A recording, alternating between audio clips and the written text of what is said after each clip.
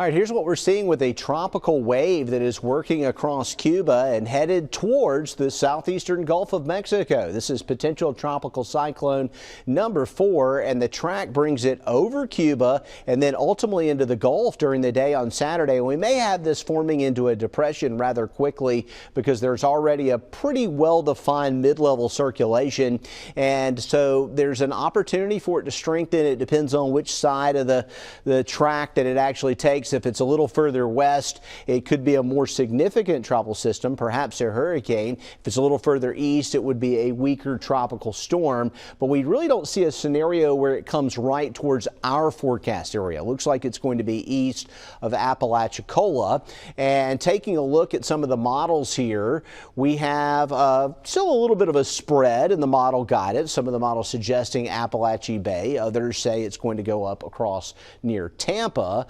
And there are going to be some potential steering current collapses that occur as we get into next week, but we think that's going to happen up the East Coast now and not near the Gulf or over the Gulf like we were concerned about earlier in the week. So let's look at the European model.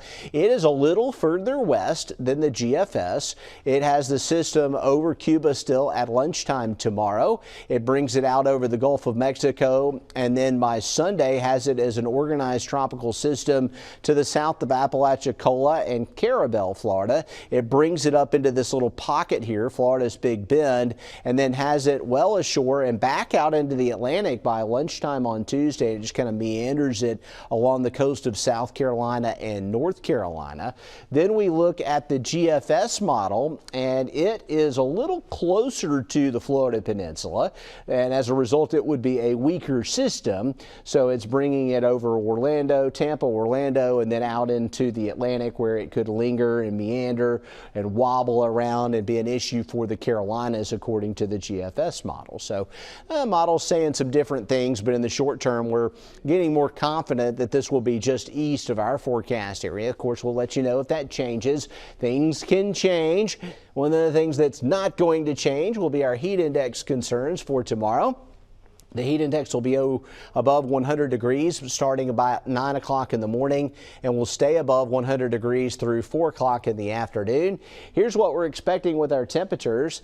Daytime highs will be in the middle 90s. Overnight lows will be in the upper 70s. We will see very hot weather as we head into Tuesday, Wednesday, and Thursday, as well as Friday of next week. And some temperatures could get up into the upper 90s, getting close to the 100-degree mark next week with the temperatures. So we're definitely looking at hot weather moving forward for the Gulf Coast.